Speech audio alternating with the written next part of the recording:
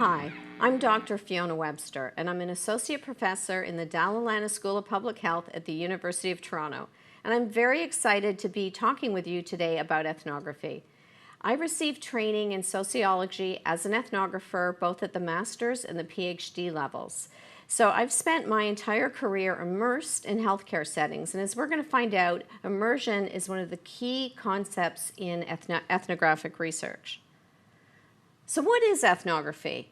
Ethnography actually arises from anthropology, and it was used several hundred years ago to study so-called other cultures with the aim of demonstrating the superiority and universality of Western values. And of course, we've come a long way since then, and the type of ethnographies that are practiced in contemporary times are no longer set out with that type of aim. We also no longer have this naive notion of going and seeing that used to animate early ethnographies, and we know that people's theoretical, epistemological, and ontological assumptions really inform what they pay attention to in any given setting. So ethnography, in a sort of nutshell, is the study of behavior at the group level in the context in which it occurs. And that's why immersion is so important. So as ethnographers, what we do is we go and immerse ourselves over a series of extended periods of time in another setting.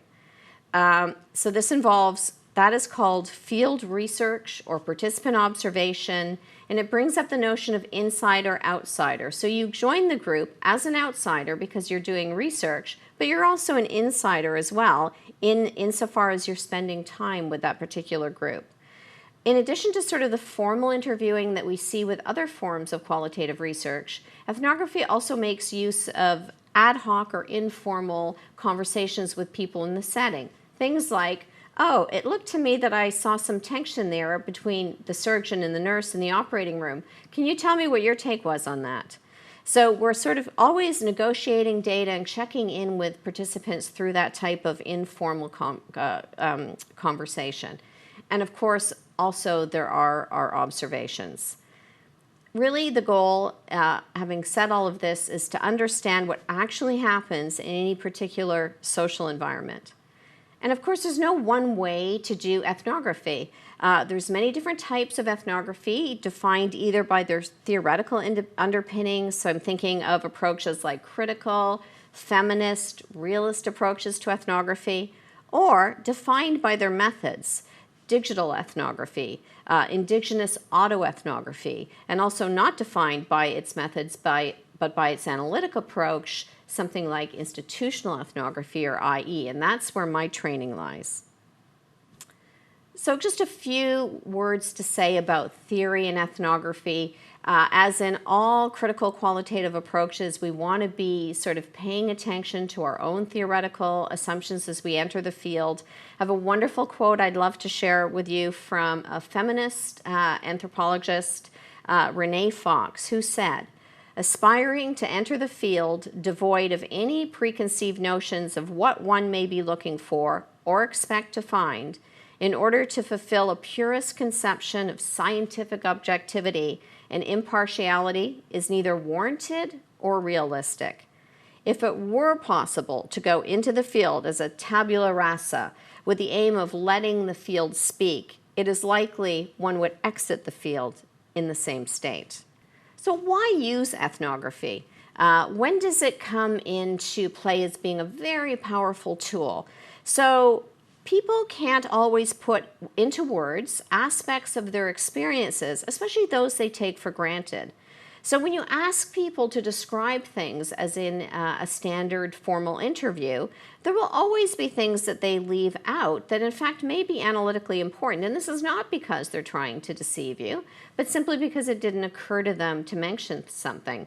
So for example, we did one study, we did a series of extended observations in an emergency department. And we started hearing clinicians use the word failure to cope. And our ears perked up as social scientists. For us, this was a very interesting phrase. We wanted to know what happened when that phrase was used. Why was that phrase being used? What did it mean? But when we first raised it to our clinical team, they said, oh, that phrase, that doesn't mean anything. but it actually became the cornerstone of our analysis for that work. There's also debate around how much direct access people can actually have to their own consciousness. And there's things you can only learn about the culture of a group by immersing yourself in that setting.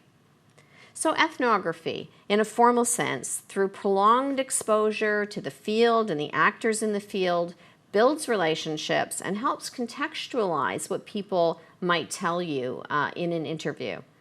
And beyond what people say they do, you can actually see them do it. It's iterative, and it helps you refine your situated understanding of any given phenomenon. So how do we carry out an ethnographic study? So it's probably very clear to you that we immerse ourselves in a field, we talk to people, we take detailed field notes. So these field notes help us to keep track of our ongoing and developing understanding and analysis of what we're seeing. We will be definitely focusing on discourse and ideology. We may analyze texts in addition to our observations, and we're just always looking for the social meanings that people are assigning to either their work or their lives. We proceed with guiding questions, of course. I remember the first time I did an ethnographic observation, I went into a setting, it was a social services setting, and I did not know what to look at, I didn't know what to keep track of. So of course we have guiding questions to help the ethnographer know what to look for and what to record. So some guiding questions in really broad strokes are things like, how do members of a particular group perceive of or understand a certain social or cultural phenomenon? So for example, that was the guiding question that led a study by Dr. Ayelet Cooper and her team here in Toronto looking at morbidity and mortality rounds. Another guiding question might be, how is a certain culture or social practice socially constructed among members of a certain group? Or what are the factors that impact a certain type of behavior? Now, field notes are your accounts describing your experiences and your observations. You should be in your field notes paying special attention to indigenous meanings that people within a setting are assigning, as well as your analysis and interpretation of those meanings. So they become the very essential grounding for writing your eventual, broader and more coherent account. They should be very detailed. Detail the social and interactional processes of people's everyday lives and activities. And when I say detailed, this is what I mean. I had a student go into a clinical setting, and in her field note she said, so-and-so walked in the room, he was a senior doctor. And I wrote in the margin of her field notes, I need to know, how did you know he was a senior doctor?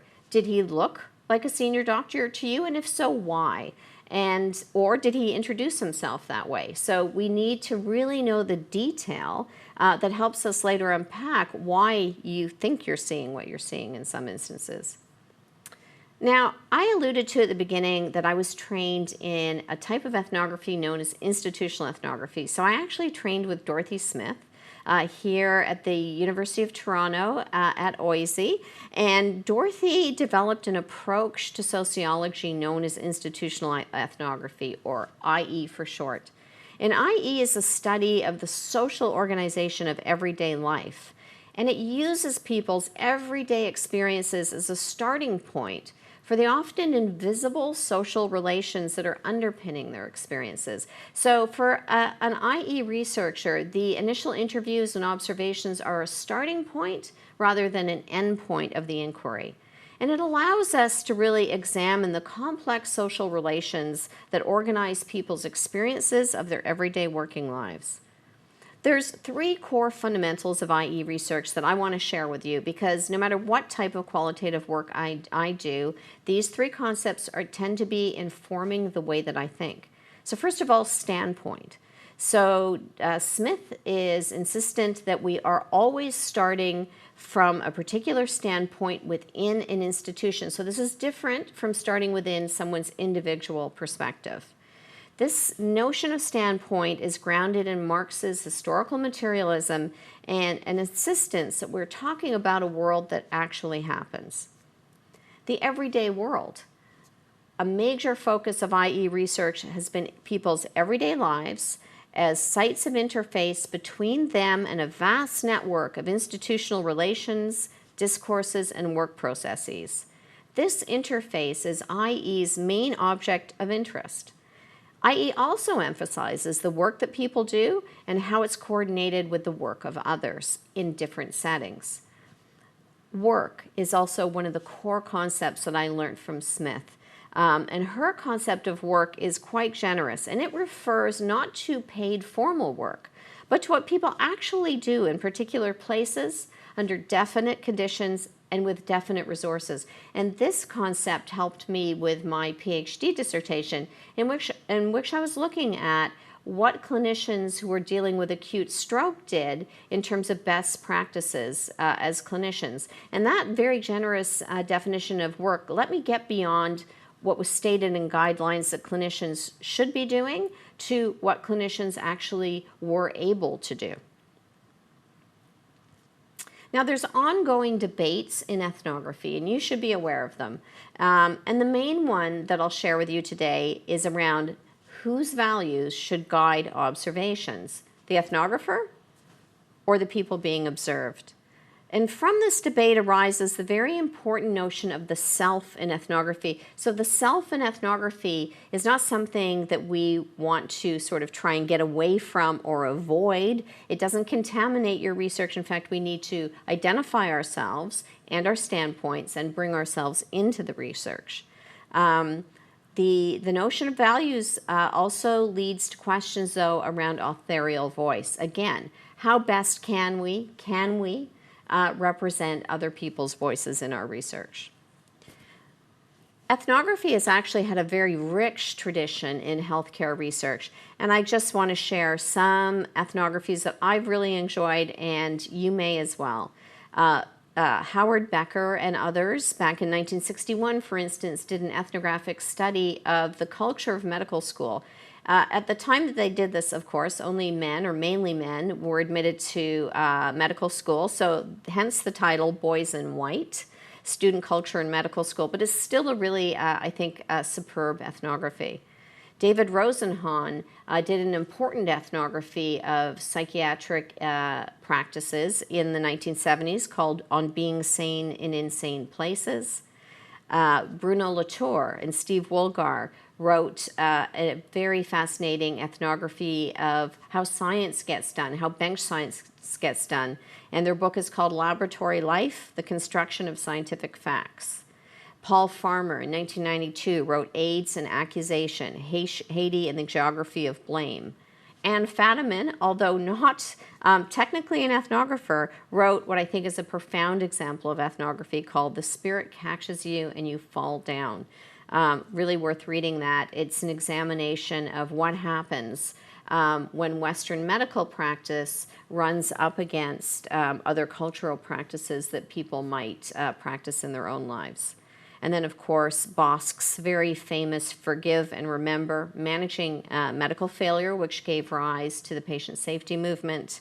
And finally, an excellent book by Janet Rankin and Marie Campbell that uses institutional ethnography to explore nursing work, and it's called Managing to Nurse Inside Canada's Healthcare Reform.